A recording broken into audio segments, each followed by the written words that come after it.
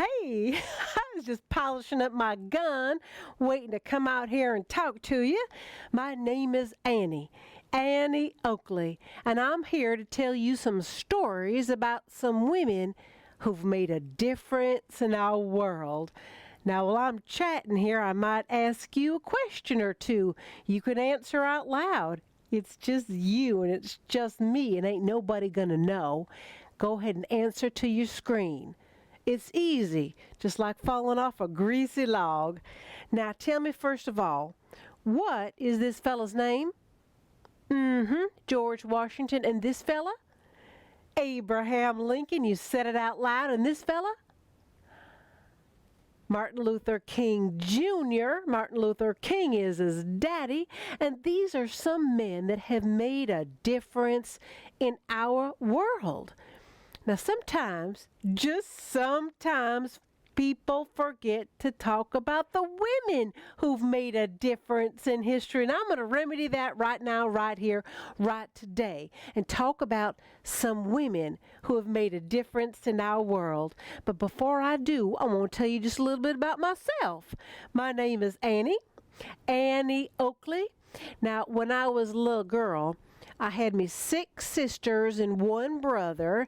My pa died when I was just a tyke, no taller than knee-high to a grasshopper, and my ma put me in an orphanage just so I'd have a bed to lay on and some food to eat. Well, some folks came for me to work for 'em, but they was some mean. I called 'em the wolves, and I ran away from 'em, and I went back home to my ma, and she had me stay 'cause I could do something. Do you know what I could do? You said it. I could shoot. You see, there was a day we was so hungry, and there was a squirrel out in the side yard, and I got my daddy's gun. It was hanging over the door. It was a mite heavy for me. I was only 8 years old at the time, and I rested it on the railing, and I had that squirrel in my sights, and I shot it. And I know what you're thinking, one measly squirrel. But it's fine eating when you're hungry. Now my ma said to me, Annie, that ain't ladylike. Can you do it again? I said, yes, ma'am, I can. And do you know, I was able to provide meat for my family by myself. I got good, honey. I got real good. It was get good or be hungry. Now, one day, I went to visit my married sister in town, and there was a little sign in the window that said, shooting contest, prize money, $50. $50 cash money. You know I signed up for that prize, and I lined up with all them good old boys. They've all fixing to win. But they teased me something awful. They said, Annie, what are you doing here? Why don't you go home and bake us a pie? What are you doing here? I said, I'm fixing to win. What are you doing here? And you know, I outshot every one of them good old boys till there was just 2 left, me and another fella. And one last contest between us. His name was Frank Butler. It was the best out of 25. Now he began and he shot himself 24 birds. And I shot me 25. Frank Butler said he ain't never seen a girl so feisty and so full of spunk as me. And he told everybody if his dog George took a shine to me, he said, I'm going to marry that girl. Well, his dog did take a shine to me. I was fond of the dog, and I didn't mind Frank Butler neither. I originally started to be a replacement for him. You see, he worked at the Buffalo Bill Wild West show, and I replaced his partner. A year later, we was married. See, Frank Butler was a marksman in the show, and he wanted me in on his act. The Buffalo Bill Wild West show is the biggest show of the time, and I became so famous. But this is one of my favorites. I could ride standing up on the back of a horse. I'd have a fella throw up a glass ball. It was filled with flour, and I'd shoot it right out of the sky. Flour went flying everywhere. People would applaud. It was so much fun. But I really became famous for this one. I could shoot backwards by looking into a mirror. Now, Frank Butler, my husband, people would see him and say, my goodness sakes, he's quite a marksman. And about me, they'd say, my goodness, Annie has some good tricks. Well, for heaven's sakes, I got good because I practiced. I practiced in the morning, I practiced at night, I practiced when it was raining, I practiced when I was hungry. I practiced, and that's how I got so good. Now, this show went all the way to England, and I performed for the Queen of England.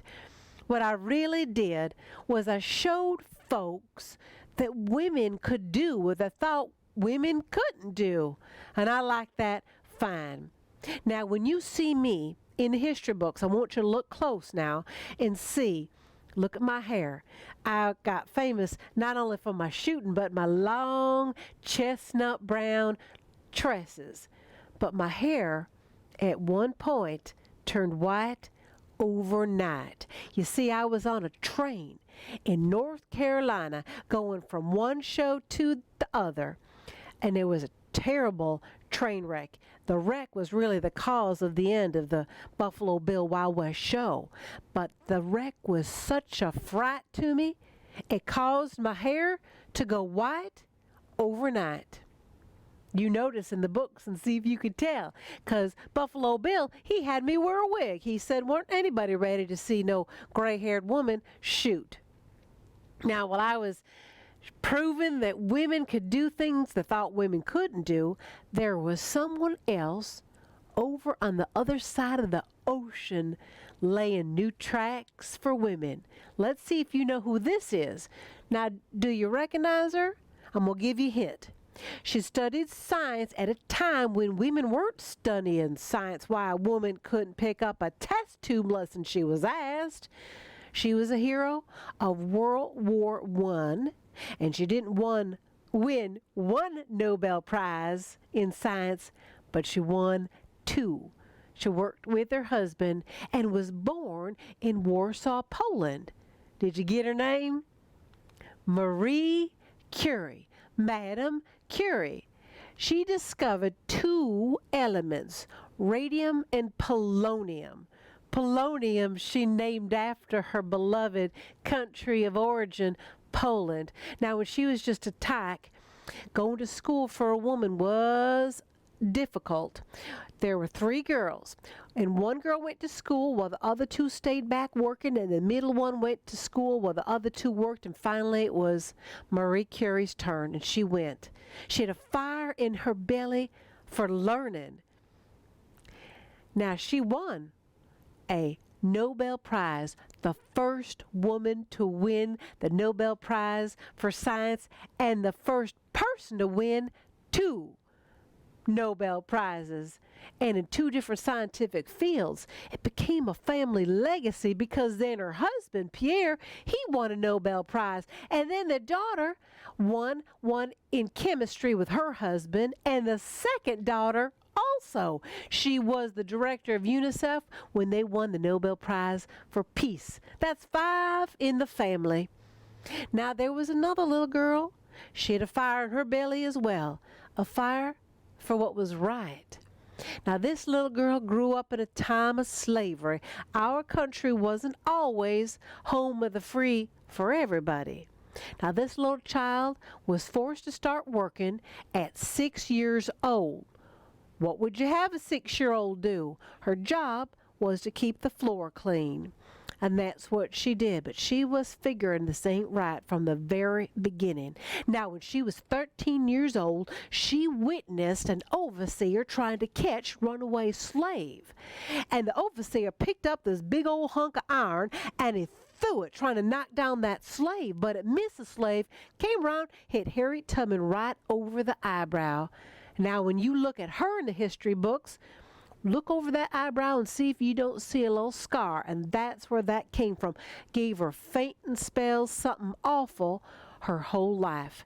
Now, Harriet Tubman got word that she and her brothers were going to be sold into the Deep South.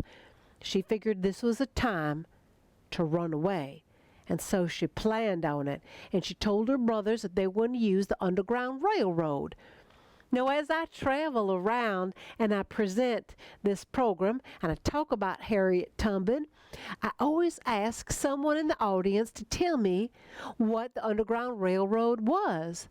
And it'll astound you to know that almost every time somebody says it's the Underground Railroad, honey, it's called a railroad because there were stops on it. And those stops were to get some food or some rest or some water along the way. Well, they set off. Now, her two brothers, they got scared. And I don't blame them. If they got caught, they'd get beat and maybe beat to death as a warning.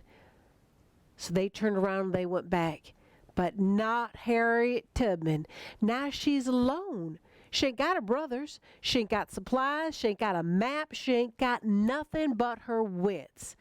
And she made it all the way to free land. And she said, ain't that funny? I step now onto free land and I'm free. But ain't nobody singing songs or having parties for me. She went to work as a cook in a hotel. She made money for the first time in her life. Now, what would you want if you made money for the first time in your life? You know what Harriet Tubman wanted? She wanted her family. That's what she wanted. So she went back, risking life and limb. She went all the way back, got her family, and brought them to freedom. Harriet Tubman went back 19 times. And she saved almost 300 people. Now, when you see her in the history books, you might see her holding her hand back as if to say, now, stay behind me. I'm going to keep you safe. Sometimes she's holding a weapon. Sometimes she's listening out and guiding the way. She said that her calling in life was to be a conductor on the Underground Railroad. And unlike a conductor, she could say that she never, ever lost a soul. It's true. Harriet Tubman. Now, what happened? Did she retire after them rescues? No, she didn't. You know what she did? She worked as a spy for the Union Army. Yes, she did. Because she was so stealthy and she knew how to survive and nobody would notice her. And she went behind enemy lines. It's true. To save 750 slaves that had been packed away and imprisoned. And she led it. It's true. Harriet Tubman made a difference in our world. Now, I have to tell you something, my friends.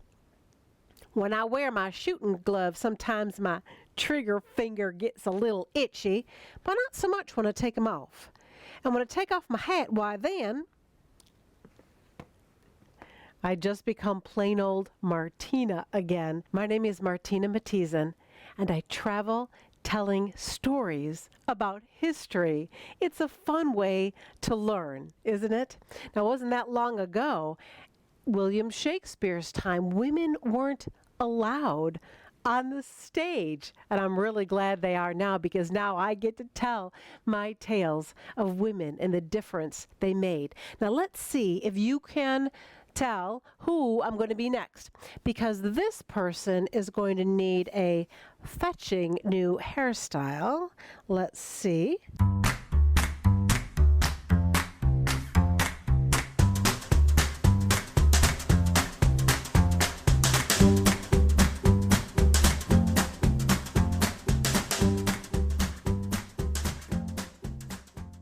I am Clara Barton.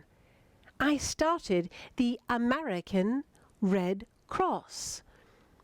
This is at the time of the Civil War. I have a reputation for being very brave. I just could not leave a man behind when the doctors would leave to go set up in another area. for safety, for the next need. I couldn't leave a man behind. They were each so very important to me. There was a time when a man asked me to remove a bullet from his cheek with my pocket knife, and I did. Another time I reached for a man to help. He needed water, and a bullet went right through my sleeve and shot him dead. I did not repair my sleeve, as he could not be repaired. The truth is, it was the men that were important to me. I really wasn't very brave. As a little girl, I was actually very, very shy, hiding behind my mother's skirts. Loud noises frightened me, the dog barking, and storms. I was very much afraid of new people. But you see, my brother got sick. I nursed him back to health. I liked nursing. I grew a little and became a teacher. I opened a school with 5 students, built it to 600 students. I liked teaching. I then moved on to Washington, D.C., where I worked at the patent office, and I earned money. I liked earning money. I've heard that at this time, the brewings and stirrings of the Civil War, it is coming, and I knew what would be needed. Now, this is an opportunity for you to show off. Do you know, my dears, when the Civil War began? 1861.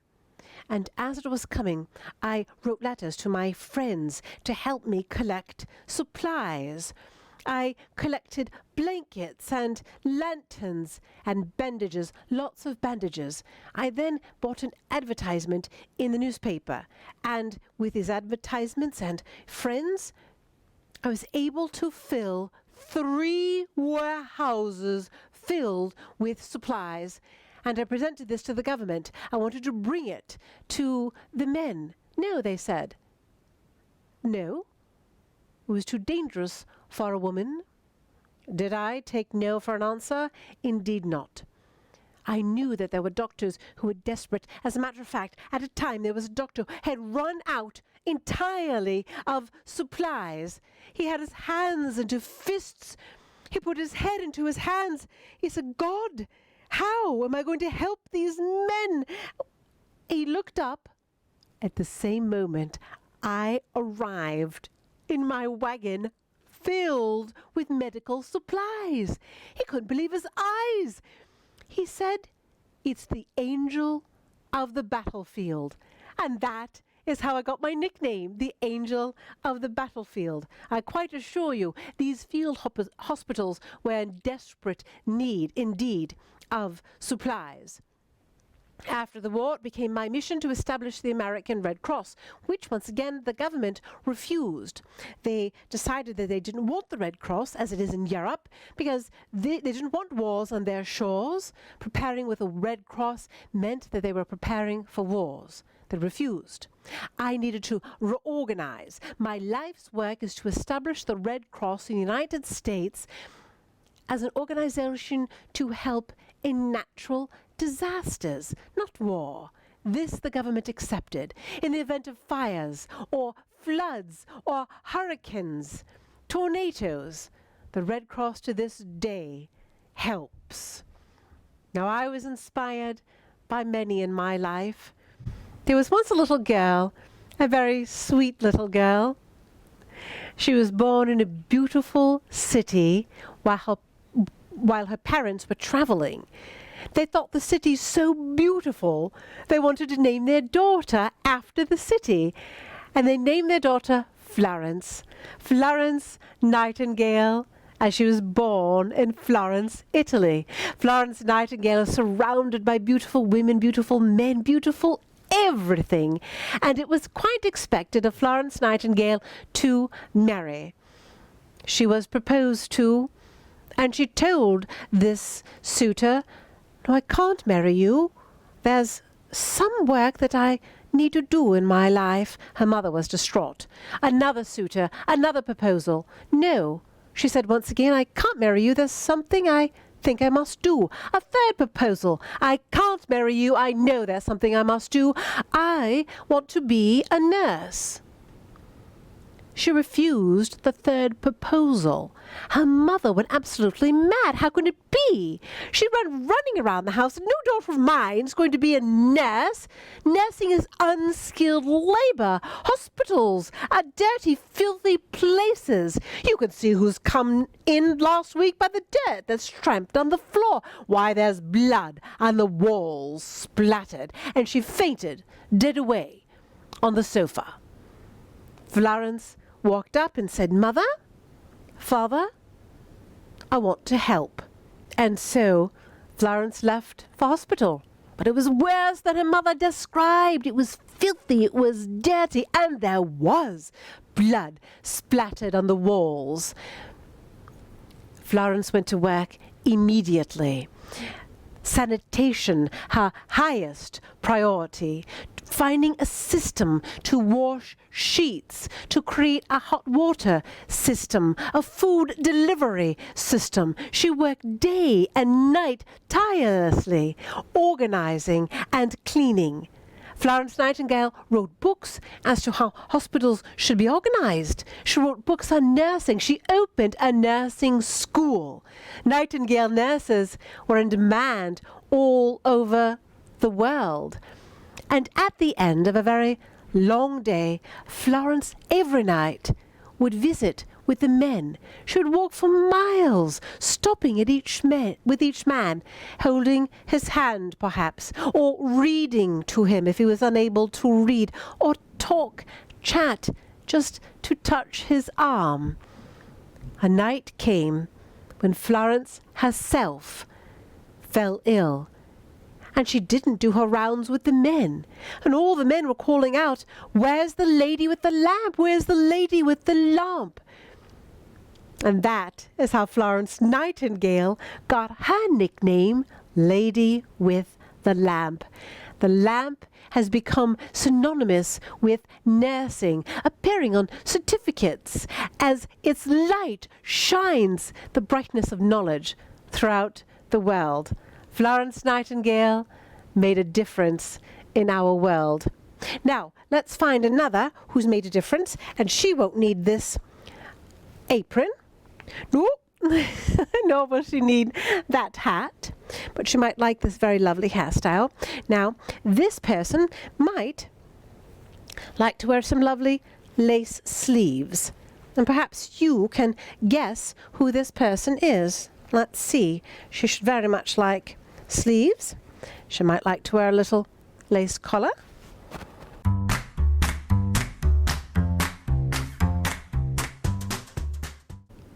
I am Anne Sullivan.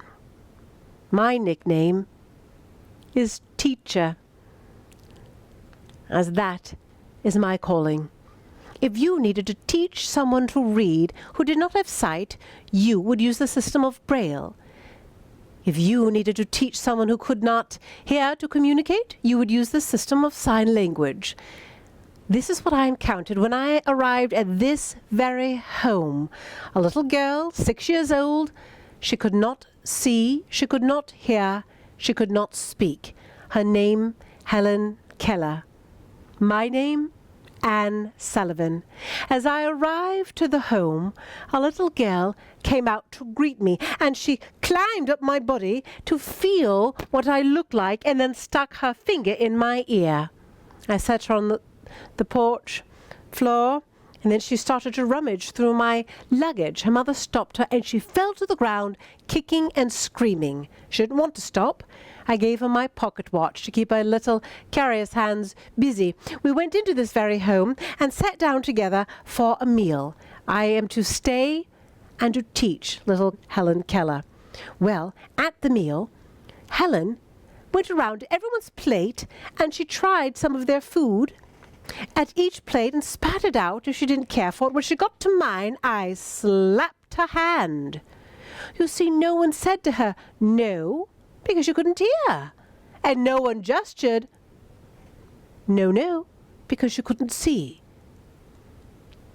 I was determined to help this young child, and I shall begin with manners. I excused the family. I remained with the girl. Her lunch was eaten and her napkin folded at the end of 2 hours and 15 minutes. I excused myself to my quarters. I flung myself onto the bed and prayed God, how am I to help this little girl? Well, the next day, I discovered that she had a favorite dolly. I put the dolly in her arms, and in her open hand, I wrote doll, D-O-L-L. Nothing. Throughout the week, bed, cup, chair, I repeated by writing in her hand the letters in a kind of language of sign. The next week, out in the yard, I put her hand under the pump and I pumped the water. The cool water ran through her fingers and she enjoyed the feeling. And her other hand, I wrote water, W-A-T-E-R. There was recognition in her eyes. She fell to the ground and patted it as if to say, what's this? And I wrote in her little hand, ground. She crawled over, log, dog, rock. Everything has a name. And then she climbed up my body once again and patted my chest as if to say, what are you called? I said, teacher. And she called me teacher for all of my days. I was so delighted that first day she learned 35 words. At the end of the day, I went to the main house to speak with her father, to tell her of this wonderful accomplishment. When I saw Helen, what are you doing, dear? She was in the corner with the dog. She had lifted his paw and was trying to sign to the little dog. Always loving dogs, dear Helen. I taught Helen Keller also to speak. You see, sound is vibrations. You can feel them. Try this with me. I had her put her thumb on my neck, her index finger on the side of my mouth, and her next finger on my nose. Now, with your fingers there, say, how do you do? How do you do? You can feel it. Try this. Put your hand in front of your face and say, hello. Hello. Say, Peter. It makes a different feeling. And this is how I taught Helen Keller to speak. Helen Keller went to the famous Radcliffe College and graduated with a Bachelor's of Art degree, the first person who was blind and deaf ever to earn a bachelor's degree. In her junior year at Radcliffe, Helen wrote an autobiography called The Story of Me. And it's the story of her life from being a little girl with extreme handicaps and difficulties to a 21-year-old student at Radcliffe. It was adapted into a Tony Award-winning play, played on Broadway in 1959, and then adapted into a film and won the Oscar. The Miracle Worker, the name of the film. A remarkable woman. Went on to write 12 books. We also got word, as I remained her teacher and her companion for many years, we got word that there was a man named Charlie Chaplin that wanted to make a film. And so we went to a place called Hollywood because we thought there would be money in it. And as it turned out, no, there was not. But it was a grand adventure nonetheless. She was a woman, Helen Keller, who made a difference in the world by letting the world know that people who could not hear or could not see, or both, could think and feel and love and contribute to the world. Now, let's see. I shall be someone else. Perhaps someone that doesn't need their lace sleeves. They might not need this lovely little collar. Who do you think I shall be? The person may not need this hairstyle. Let's see. This person may not need a dress. Who will I be? Let's see. This person may need a jacket. Go ahead. You can guess.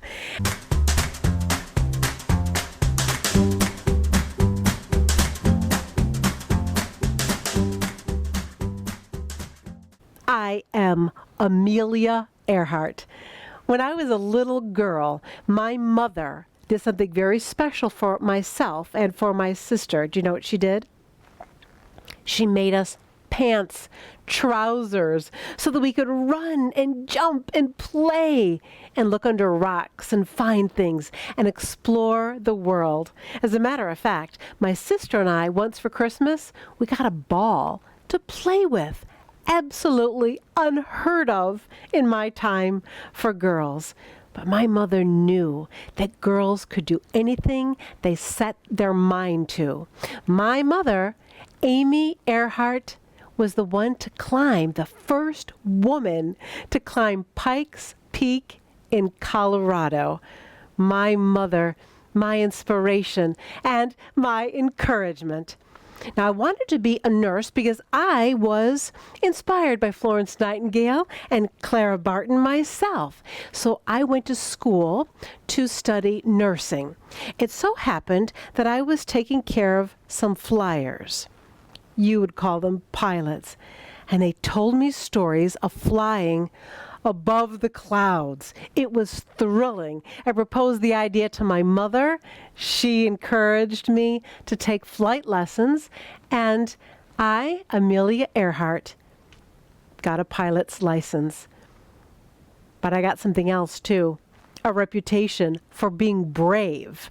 And I'll tell you how that got started. I brought one of my girlfriends to an airfield, and I knew what was going to happen, but she had never even seen an aeroplane.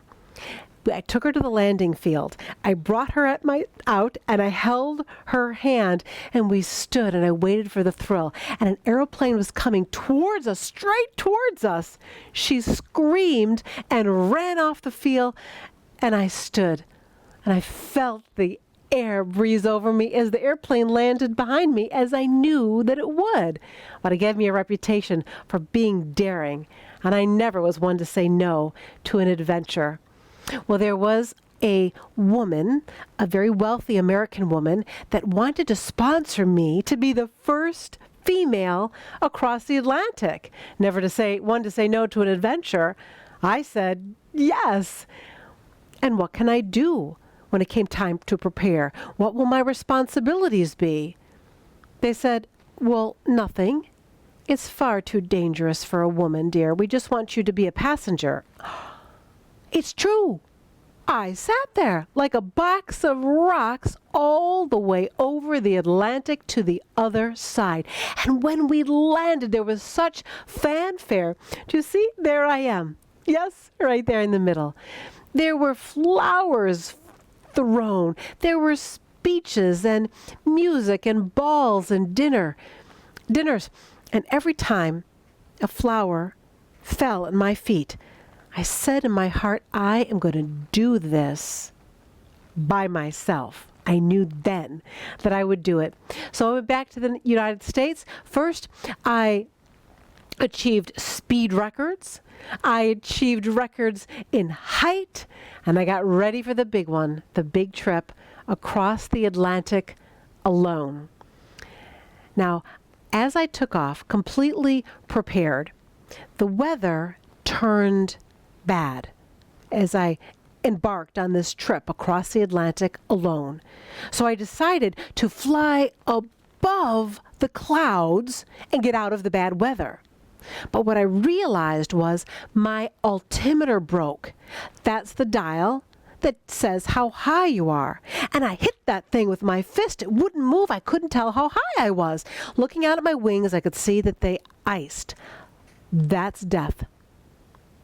I had to make a split-second decision, and I dove down right before the water. I pulled up, and I fought for my life for 12 hours until I got to the other side and took an emergency landing in a cow's field.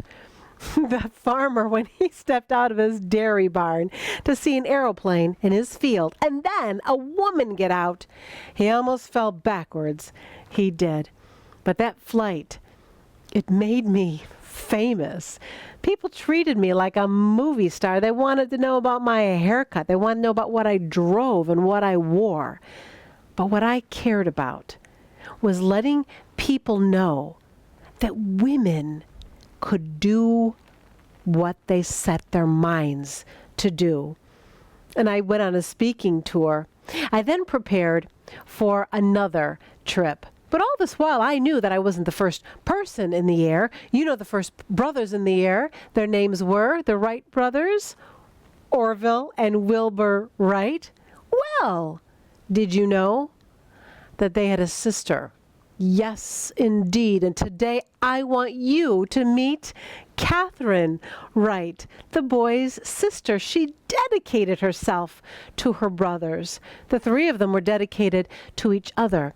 She not only took care of hearth and home for them, but she sewed acres of canvas. Their original wings were canvas. She worked as a teacher, and she gave them her salary so they could continue their work. She would read to them at night books of mechanics and books of aeronautics. It was actually Catherine's idea. She said, let's do it. Let's fly. And they worked together. Today is the day I want you to remember Catherine Wright. But I had someone else who inspired me greatly, and it was this girl. She grew up in Texas, just poor as a church mouse. She came to Chicago, worked as a manicurist, and her brothers came back from the war, and they teased her. They teased her something awful, and they said, you know, the women in Europe could just do anything. And she said, well, I can do anything. They said, no, you can't. She said, yes, I can. What do they do that I can't do? And they were teasing her, and they said, well, those women can fly in airplanes. She conceived of the idea immediately. She wanted to fly. So she set out on a letter-writing campaign to flight schools, and she'd write a letter and get a rejection. So she wrote another letter and got another rejection. More letters and more rejections. So she decided, well, they don't know me, so I'm going to go on a door-knocking campaign. And she knocked on the door to a flight school and asked to be taught, and they said, well, we don't teach people of color and we don't teach women, so no. But I don't think they were that polite at all. She didn't give up. She thought, well, where are they teaching women to fly? In France. So the girl taught herself to speak French. She flew, she took a boat to France, and she learned in French how to fly. She raised money through a Chicago newspaper called The Defender. They sponsored her, and the woman came back a pilot. And now at this time, there was no commercial air flight, so she did shows at county fairs and at state fairs all over the country. They called her Brave Bessie. Bessie Coleman was her name. Now, she was not the first woman to get a pilot's license, though. She was the first black woman to have a pilot's license. The very first woman was Harriet Quimby. She died very quickly after she got her pilot's license, and for some reason never really got a lot of attention. But Bessie Coleman did. She bought her own airplane. And as she went to these different places for their county fairs, she always made sure that everyone walked through the same gates at any program performance that she did. Well, one day she had a pilot that she had hired take her up in her own airplane so she could look down and just see where the grandstands were and take notes where she wanted to do her loop-de-loops. But she wasn't buckled. The pilot took a bad bank and she fell out and she died. And the pilot hit a tree, and he died as well. But she inspired me. And I hope that you remember her if you ever go to O'Hare Airport in Chicago, because you're going to pull up on Bessie Coleman Drive. Brave Bessie. It's named for her. Now it's time for me to go forward in time and to return to plain old Martina. I can tell you a little bit more about Amelia Earhart's last flight. her idea was to fly around the world, circumnavigate the globe. That's what she wanted to do. And so in a very well thought out flight, she had a navigator. His name was Fred Noonan. She took off. Now, have you heard the saying, when something is hard to find, it's like finding a needle in a haystack? I think that saying should be, it's like finding an island in the Pacific. Because this is what happened to Amelia Earhart. She was over the vast Pacific. The weather was bad. She made radio contact one last time, and she said, "I need directions. The weather is bad." And her voice cut out. And that was all that was ever heard from Amelia Earhart. She and her airplane and Fred Noonan, the navigator, were never found. But great searches went out trying, and over the years, you may have even heard that there was evidence that she was found, but nothing ever proven. One man found a sole of a shoe, and he wanted it to be her shoe, and someone else found a little pot of cream, and they wanted it to be her cream. But no further evidence was found of this brave, dynamic woman that never said no to an adventure. She made a difference in our world too.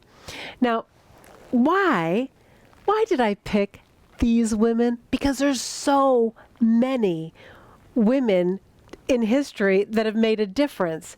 And we have limited time. I had to pick some. So these were all at one point alive on this planet at the same time. But there's so many more. So in just our few last moments together, I want to say some of these great names of women in history. Susan B. Anthony, she played a pivotal role in women's suffrage movement, getting the vote. Sojourner Truth, an American abolitionist and women's rights advocate. She was born into slavery and escaped. Later in her life, she went to court and sued to get her son, and she won. She delivered a speech. The name we call the speech today, Ain't I a Woman? She was at a meeting, a women's rights meeting, and she just stood up and spoke her mind. Now, there weren't any recording devices in that day, of course, but there were people that were scribes that would write down what everyone said at a meeting. Sometimes, depending on how important, there would be 2, 3, or more scribes. And they would discuss afterwards and all agree on what was said. And Sojourner Truth's impromptu speech was recorded in this fashion. And I hope when we're done with this presentation, you'll look it up. The name of the speech is Ain't I a Woman?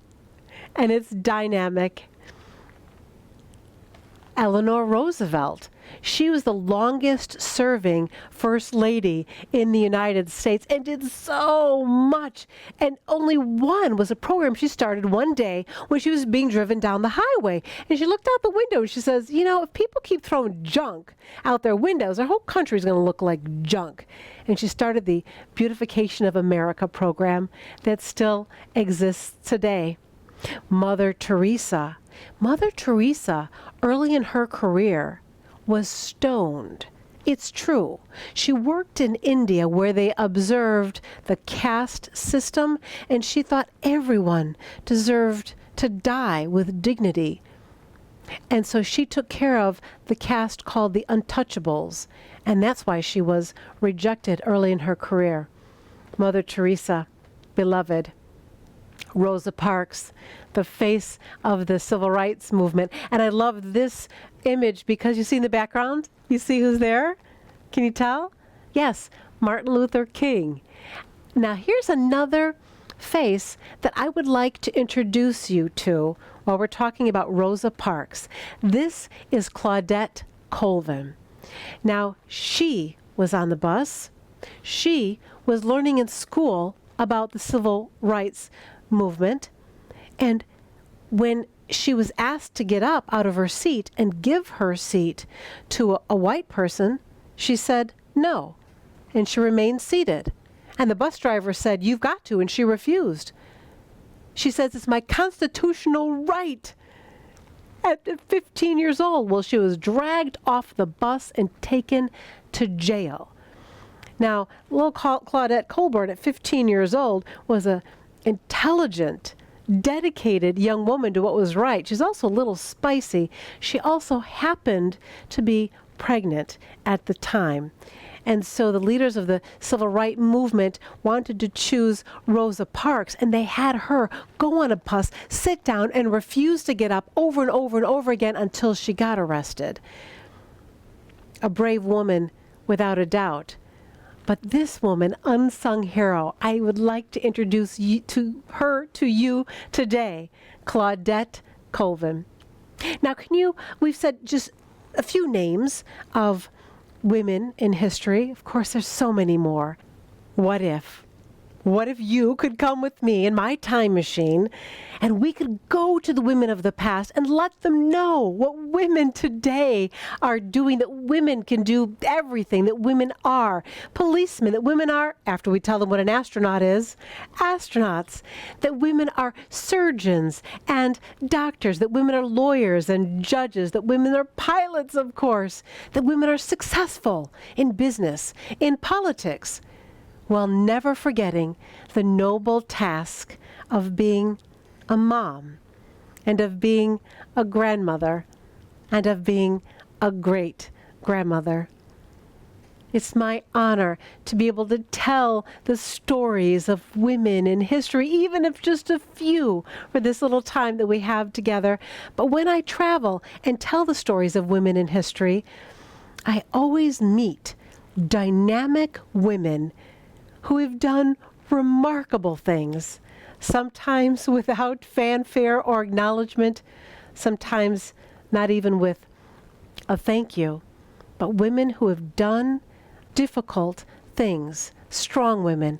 Today, I'd like to celebrate you and all of the things that you have done that makes a difference in our world. My name is Martina Mathiesen. It is my honor and my delight to be able to present to you, and I thank you for coming out in this new virtual way while we're all staying home and being safe and being smart. You're giving it a try. My name is Martina Mathiesen, and I hope to see you again one day online. Thank you all.